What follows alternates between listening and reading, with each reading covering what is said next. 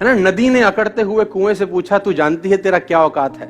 नदी ने अकड़ते हुए कुएं से पूछा, तू जानता है तेरा क्या औकात है। तो कुआं हाथ जोड़कर बोला, बहन जी मुझे पता है, बहते हुए में और ठहरे हुए में कुछ तो फर्क होता ही है ना। तुम बह रही हो और मैं ठहरा हुआ हूं, उसमें कुछ तो फर्क होता ही है। तुम ऊपर से नीचे की ओर जाती हो इसलिए खारी हो जाती हो, मैं नीचे से ऊपर की ओर आता हूं इसलिए मीठा हो जाता हूं। तुम प्यासे के पास जाती हो, प्यासा मेरे पास आता है। यहां बड़ी प्रॉब्लम रहता है यार।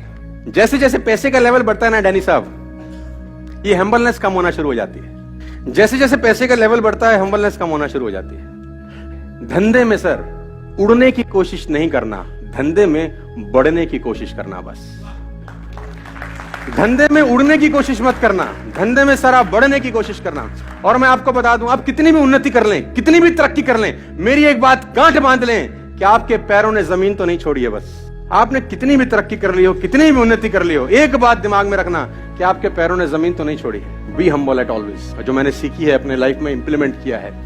बहुत टाइम में आपके साथ ऐसा भी होगा जब आप लोग बहुत बड़े बिजनेसमैन हो जाएंगे, अभी भी होंगे, और इससे ज्यादा पैसा कमाएंगे, ग्रोथ हो जाएगा आपका, आपका नाम होगा, तो एक जो इगोइस्टिक भावना आती है जिसको मैं बोलता हूं अहंकार जिसको हम बोलते हैं ना, वो मन में आ जाता है। तो कभी मत लेके आइएगा। देखिए, तो वो अहंकार कभी भी ना आए। तो एक कहानी मुझे हमेशा इंस्पायर करती है और मैं चाहता हूं मैं आपको सुना दूं यार।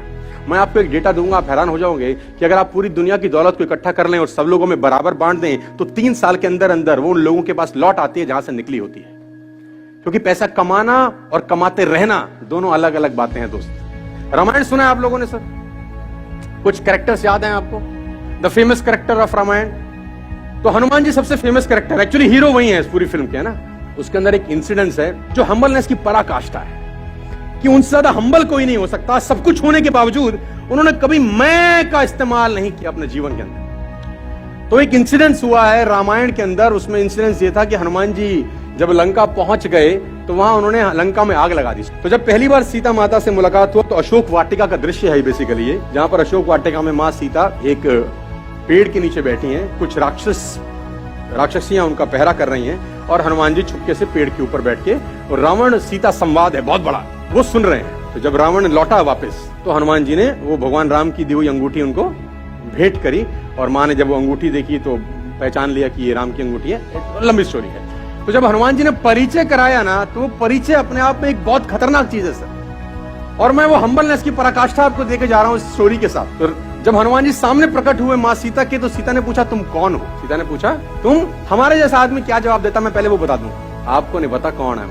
बता, हमारे जैसा आदमी अगर कुछ ऐसा कांड कर ले तो सोचो कितनी चर्चाएं करेगा, कहां कहां। जब मां ने उनका पूछा कि आप कौन हैं, तो तुलसीदास का एक दोहा है बहुत अच्छा कि राम दूत मैं मात जानकी।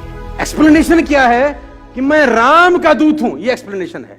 अपने बारे में तो कुछ बोला ही नहीं। यह है हम्बलनेस की पराकाष्ठा।